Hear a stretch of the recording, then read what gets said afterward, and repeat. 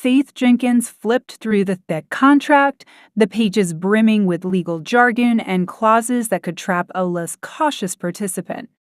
90 Day Perverts, known for its scandalous premise, was infamous for pushing contestants beyond their limits. The show lured people in with promises of fame, romance, and money, but the small print told a different story. Faith hesitated, her pen hovering over the dotted line. She glanced at her reflection in the window, big brown eyes, a cascade of dark curls framing a face that was more used to smiling than frowning. The doubts in her mind whispered, "Is this really you?" But as she thought about the bills piling up in the stagnant pace of her life, she signed her name. She would be one of the 20 participants vying for attention, love, or notoriety. What she didn't know was that she would soon be competing against something far darker than she had ever imagined. The set of 90 Day Perverts was a sprawling mansion with rooms designed to maximize drama and claustrophobia. Bright colors and mismatched furniture filled the main areas, giving off the illusion of playful chaos. Contestants wandered through the halls, eyes wide with a mix of excitement and nerves. Faith tried to stay in the background, observing the others while taking in the strange decorations, old photos, clocks that ticked backward, and mannequins with vacant stares placed in the corners. No one could remember exactly when he first appeared. Some said they saw him the first day. Others whispered he had been there before anyone arrived, lurking in the shadows. Loren was tall, impossibly thin, with a gaunt face that made his eyes seem cavernous. He didn't speak much, just watched. He wasn't a contestant, and though the producers claimed he was part of the crew, no one ever saw him do any work. Faith noticed him more than once, his eyes following her movements, a slight twitch at the corner of his thin lips. The air seemed colder when he was near, and even the loudest of contestants would lower their voices when he walked past. This show kicked off with a simple game meant to break the ice, 2 truths and a lie. Faith found herself partnered with Logan, a tall, boisterous former football player whose confidence was only matched by his charm. He made her laugh, distracting her from the strange tension she felt when Loren was in the room. The game was a success, with contestants sharing funny stories and odd truths.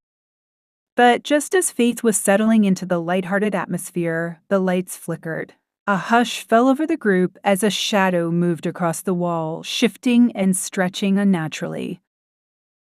Faith's eyes darted around, and there he was, Loren, standing near a potted plant with his head tilted just enough to make it look like he was listening to something only he could hear. "Let's move on to the next activity," one of the producers shouted, breaking the spell. But Faith couldn't shake the feeling that Loren's eyes had locked with hers, holding a secret only he knew. That night, Faith lay in bed, unable to sleep. The room was silent, save for the occasional creak of the old mansion settling into the night. She turned over, willing herself to relax, when she heard its soft footsteps outside her door. At first, she thought it might be one of the other contestants playing a prank or sneaking around. But then the footsteps stopped directly in front of her door and stayed there. Her breath caught in her throat as the knob turned slightly, then stopped. After a moment, the footsteps receded down the hall, fading into the distance. Faith waited, counting the seconds before she dared to exhale. But when she looked toward her window, she thought she saw a silhouette, a tall, thin figure illuminated by the pale moonlight before disappearing. The next day, Faith tried to convince herself that she was just tired and paranoid-eyed. She joined the others for breakfast, a forced smile plastered on her face. The energy in the dining hall was tense. Whispers of strange occurrences were passed between contestants. A few had heard footsteps in the hall. Others said they found their doors slightly ajar when they knew they had locked them. "Did anyone else see Loren last night?" another contestant, Priya, asked, her voice shaking. Heads turned, glances exchanged. Faith's heart sank. She wasn't imagining it. The producers brushed off the concerns, insisting it was part of the show's atmosphere to make everyone feel on edge. "It's reality TV," they said, smiling too brightly.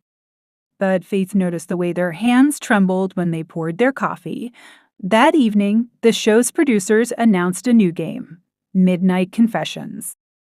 Contestants were instructed to gather in the main hall at midnight, blindfolded, and share a secret. The catch was that their feet would be placed in shallow trays of water, a gimmick meant to create vulnerability. Faith hesitated, but joined the others as instructed. The hall was dark, save for candles flickering on every surface. Blindfolded and feet submerged, Faith's skin prickled with unease. The sound of whispers, real and imagined, filled the room as the game commenced. Halfway through the confessions, Faith felt a cold, clammy touch brushing against her toes. She jerked, water splashing over the edge of the tray. A hushed murmur spread among the contestants, blindfolds being pulled off in confusion. Faith tore hers off, her eyes adjusting to the dim light. Loren stood just behind her, his eyes hollow and searching, fingers still poised as if caught in the act. A scream cut through the silence, followed by the sound of running footsteps as the contestants scattered. Loren didn't move. He simply stared, a smile curving slowly up his gaunt face. The producers tried to regain control, insisting that Loren's behavior was just part of the act. But Faith knew better. She saw the way Loren's eyes gleamed when he looked at her, a hunger that transcended any scripted storyline. Whispers among the contestants. Thus turned to plans of quitting the show, but the contracts they signed came with heavy penalties, locking them into the madness unfolding around them.